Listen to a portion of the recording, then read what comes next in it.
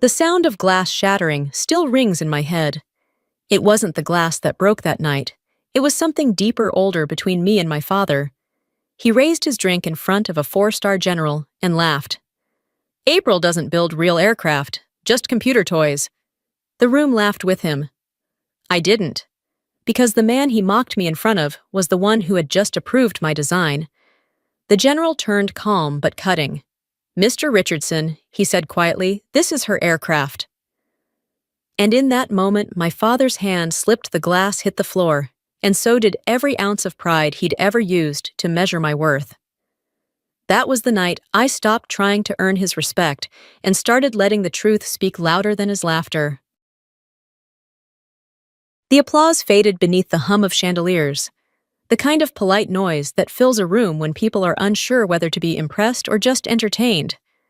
My father stood at the center, his leather jacket creased at the elbows, the same one he'd worn for years, as if time itself had never dared to argue with him.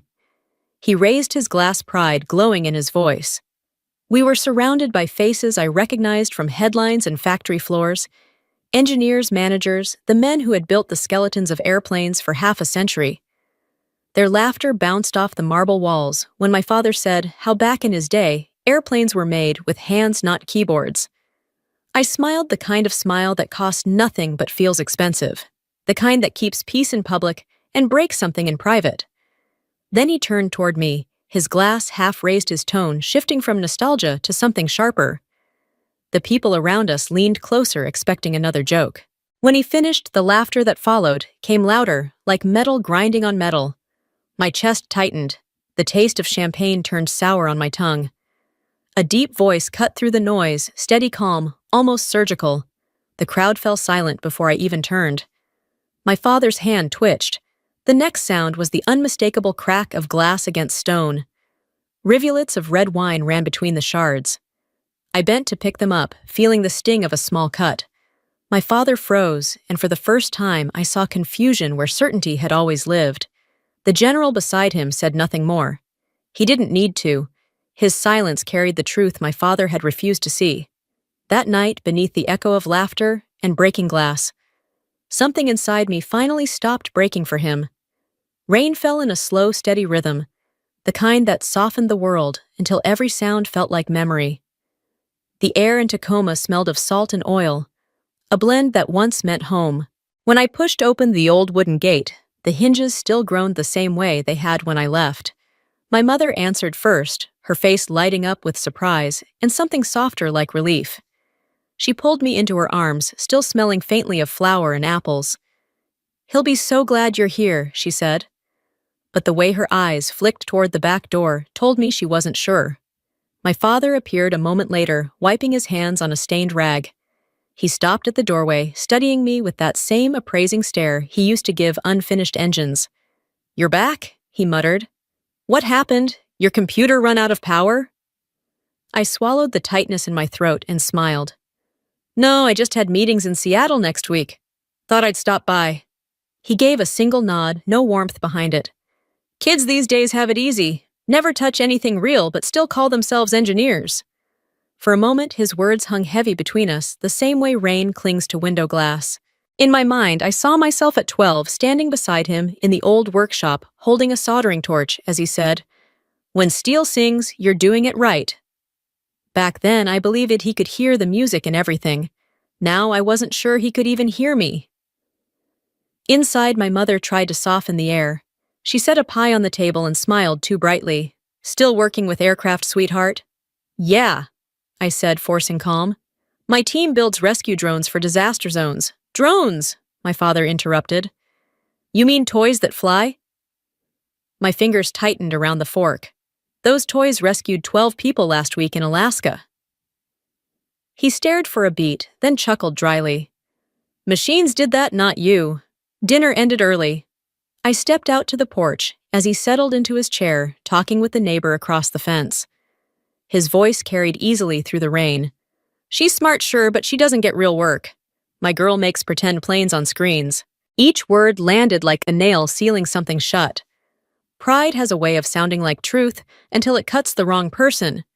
The restaurant was small, the kind that smelled of steak and varnish. Laughter rolled from table to table, heavy with stories about the old Boeing days. I sat beside my parents, trying to blend into the nostalgia. My father was in his element, beer in hand, telling tales of back when men built planes with calluses, not software. When someone asked what I did, he didn't even glance my way. "My daughter's in the business too," he said. "But she works behind a desk, never touched a rivet in her life." The table erupted in laughter. I smiled the same polite smile that had become my shield.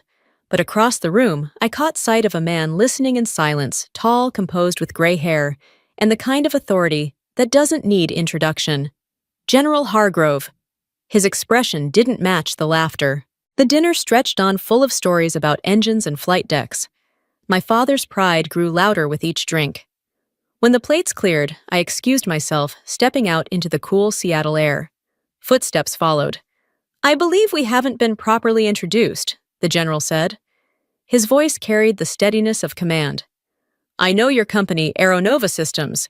You may not realize this, but your navigation tech saved a few of my pilots in Alaska." I hesitated. "I just worked on the design, sir." He studied me a moment, then shook his head. "When lives are saved because of what you build, that's not just design. That's purpose." His tone softened. "I'll see you at Whidbey Island next week. Bring your father if you can. Some truths deserve to be seen up close." When he walked away, the sound of laughter from inside reached me again, my father's bright and careless. Driving home later, rain drummed against the windshield in perfect time with my heartbeat. Through the mirror, Seattle's skyline blurred into a haze of gold and gray. "Dad," I whispered into the empty car, "if I have to prove myself in the sky, I'll fly until you finally look up." The wind at Whidbey Island carried salt, cold air and the distant echo of turbines. From the glass wall of the control room, I could see Falcon X waiting on the runway, silver against the blue. Inside, the hum of equipment and the smell of coffee mixed with quiet anticipation. My father stood among a group of veteran engineers, a stack of old paper schematics in his hand. He looked at home there, arms crossed, chin lifted, as if this place still belonged to men like him. When he noticed me, his smile turned thin. "So you're here too? They bring you in to take notes or shoot a commercial?" I steadied my voice. "I'm overseeing the test, Dad." He scoffed. "Overseeing? We didn't oversee in my day. We built." The comment landed exactly where he meant it to. I turned away, eyes on the instruments. The door opened, and General Hargrove stepped in his presence, instantly commanding. "Ladies and gentlemen, this is the Falcon X demonstration. If successful, this aircraft will change rescue operations forever." His gaze passed over me briefly before resting on my father. "It's an honor to have both Richardsons here." My father grinned awkwardly. "I'm just here to watch. My daughter probably handles the laptops." The laughter that followed was cut short by a sharp alarm. "Fuel pressure low." Red lights blinked across the screen. "Pressure's dropping fast," someone shouted. "We're seconds from a burst." Before anyone moved, I slid into the operator's chair, fingers flying across the keyboard. "Manual override code 771, I muttered. My father's voice rose behind me. "What are you doing? Keeping it from exploding?" 8 seconds later, the readings leveled out. Silence filled the room, followed by a slow collective exhale. General Hargrove asked, "Who corrected the failure?" Lead designer Richardson, came the reply. My father blinked. "Who?" The general looked directly at him. "Her." My father froze, mouth half open. He forced a shaky laugh. "System must have fixed itself." The general's tone softened, but carried weight. "Automation's only as good as the person who writes it." He placed a hand on my shoulder. "Well done, Engineer Richardson." My father said nothing. The pride that had always fueled him seemed to collapse inward. When the others left, I stayed behind, watching data pulse across the monitor like a heartbeat. Outside, the wind brushed against Falcon X's wings, and for a moment, the metal sang the same sound my father once taught me to love. 2 mornings later, mist hung over the airfield. The hangar smelled of paint and cold iron. My father circled Falcon X like a skeptic circling a myth. "It looks fragile," he said. "Steel's supposed to be heavy. Weight gives it strength." "It's a different kind of strength now," I replied. "Light means speed." He shook his head. "Less steel, less soul." He walked out without waiting for an answer. When the echo of his footsteps faded, I ran my hand along the smooth metal. "I still hear the song, Dad," I whispered. "I just play it on different instruments." That night, fog rolled in, muffling everything but the low hum of the hangar lights. I called General Hargrove from my hotel room. "Yes, sir. I'll be in the control room for the San Diego demo. My father will be in the audience." I didn't realize my father was standing in the hallway hearing every word. When I ended the call, he turned away slowly, eyes unfocused. In his suitcase sat a faded photograph, me at 10 years old, clutching a wrench twice my size, his hand on my shoulder. In the corner, he'd written, "To my little helper." He stared at it a long time before whispering, "Maybe she never needed my help." By dawn, he had called my mother. "Did you know what she really does?" Her voice carried through the static. "I know she's brilliant, Ray. I just wish you'd looked closer." There was a pause, then his quiet reply. "Then this time I will." On the flight to San Diego, clouds drifted outside our window. My father watched them with the intensity of a man trying to understand something he'd spent his life ignoring. After a while, he murmured, "Maybe my daughter understands steel in ways I never could." I didn't look at him. I just smiled faintly, because for the first time, it sounded like he was finally beginning to listen. The San Diego airbase shimmered under the late morning sun. The Falcon X glowed on the runway, 6 years of work compressed into one perfect shape of metal and code. Rows of engineers, military officials, and reporters filled the bleachers. My father sat among the retired Boeing men, his leather jacket, polished pride still clinging to his shoulders like an old uniform. Inside the control room, I rested my hand on the console. As the monitor blinked, "Falcon X test flight ready." General Hargrove's voice filled the loudspeakers. "Ladies and gentlemen, this aircraft was designed and led by Chief Engineer April Richardson." A ripple of whispers spread. From the second row came a single, audible breath, my father's. He turned, eyes locking on me through the glass. The shock on his face felt heavier than any applause. Engines roared to life. Falcon X raced down the runway and lifted into the blue. I watched the telemetry flash green steady until one light flared red. Vibration detected, right engine. "Wind shear," a technician shouted. Losing balance, I moved fast. "Activate secondary dampers. Override code 771. Numbers blurred, then steadied. The aircraft leveled out. Only when the warning faded did I let myself breathe. General Hargrove turned to the crowd. "Mr. Richardson," he said clearly, "that aircraft, your daughter built it. This is her aircraft." The sound that followed was the sharp crack of glass. My father's hand trembled, the drink slipping to the floor. No laughter. No words, only silence. I met his eyes through the glass wall, saw pride and pain colliding. The general continued. "Over the past 18 months, her team's technology has saved 47 lives. The Air Force will be adopting her design." The audience erupted in applause. My father sat motionless, staring at the sky as Falcon X glided above it. Later, I heard him murmur to an old coworker, "She's gone farther than I ever did." The man replied, "No, Ray. She's flying with the wings you built." Outside sunlight hit the tarmac. As I passed him, he said softly, "April, you did good." I stopped but didn't turn. "Just following what you taught me, never let the plane fall." The next morning, the sky was flawless, pale blue, stretching forever. I took the pilot's seat for Falcon X's final flight. My father sat behind me, helmet on, quiet. Over the headset, he said, "Never been in a plane designed by a woman before." "Then today's the first," I answered. We climbed through bright air. "You once told me a single millimeter could break a wing," I said. He laughed softly. "You remembered that I did. I just used data instead of rulers." At 12,000 feet, a tremor shook the right wing. The crew stiffened. I made quick adjustments. The vibration vanished. "You weren't scared?" he asked. "No, I trust the machine and the man who taught me to love steel." Silence, then a rough whisper. "April, I'm sorry. I know, Dad. You just didn't know how to say you cared." When we landed, he took off his headset, eyes wet but smiling. "Engineer Richardson," he said quietly. "Perfect flight." I grinned. "Copy that, Chief." Two voices, once divided by pride, finally speaking the same language, one built of steel, the other of forgiveness. Part 5. The climax. A week after the presentation, Seattle was back under its familiar gray sky.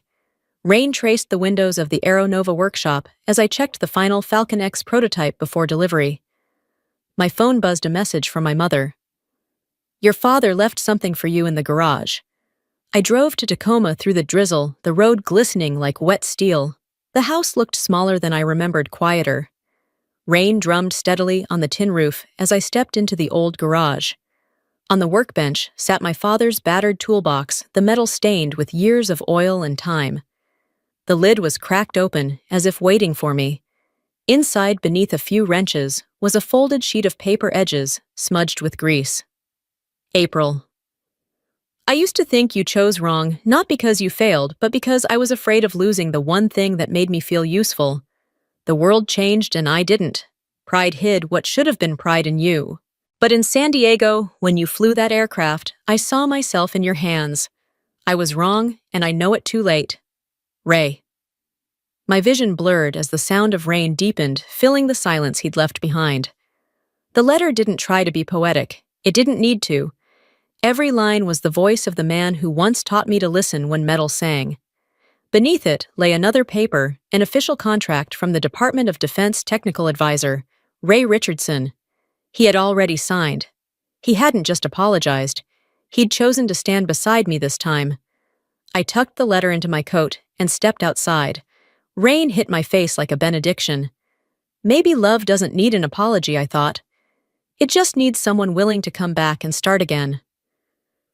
3 months later, the old Boeing plant in Everett no longer echoed with the clang of production lines. It had become the Aeronova Training Center, its new sign bright against the rusted walls, a single phrase painted beneath it. We rebuild wings and people. Sunlight streamed through tall factory windows, washing over rows of workbenches where veterans, former mechanics, and young apprentices leaned over model engines. I moved quietly through the aisles, breathing in the smell of oil and fresh paint. At the far end, my father stood before a group of trainees holding a wrench like a conductor's baton. "Don't twist past the click," he said, his tone calm and sure. "Hear that sound, that steel singing. When it sings right, you're doing it right." His voice was steady. No pride, no bitterness, only a quiet confidence of a man who had found his rhythm again. I stopped in the doorway beside my mother. "He's up at dawn every day now," she whispered. "No bars, no noise, just teaching. Says he wants these kids to know what it feels like to do something right, even when nobody claps." That afternoon, the opening ceremony filled the hangar with people and light. General Hargrove arrived in civilian clothes, coffee in hand. When he reached my father, he smiled. "I hear you're teaching patience as well as mechanics." My father chuckled. "Trying, sir. They're quicker than I ever was." "Speed isn't the danger," the general replied. "Forgetting your roots is. You're helping them remember." Then he turned to me. "Ms. Richardson, you didn't just build aircraft, you rebuilt people." A man stepped forward, placing a small brass badge in my father's palm. 3 words were engraved. Precision, honor, legacy. My father's eyes shone. "I thought the legacy had died," he said softly. "Turns out it just changed shape." When the applause quieted, I joined him on stage. "You taught me to measure to the millimeter," I said. "I just added faith." He smiled, tears catching in the light. And that "he said" was the part I forgot. The sun dipped low over Everett, painting the hangar windows gold.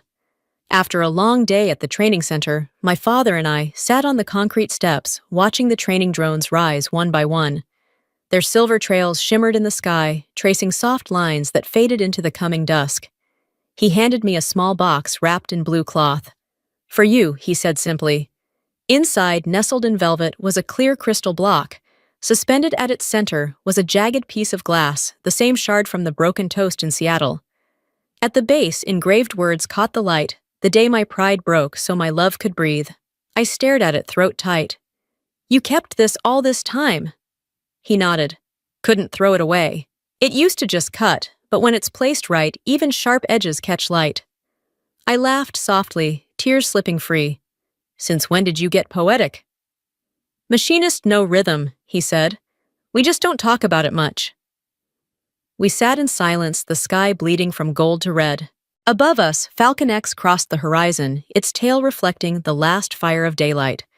The wind carried the faint hum of its engine steady, certain like a promise kept. My father exhaled. "We did good, didn't we, kid?" I smiled, eyes on the sky. Not just good. We landed exactly where we were meant to. Later, I placed the crystal on the workshop window. The sunset filtered through it, scattering soft rainbows across the floor. Outside, students laughed as they packed up for the night, their voices blending with the hum of machines. My father stood beside me, no longer the man left behind by time, but one reborn through the wings he helped me build. Sometimes pride has to break, so love can finally breathe.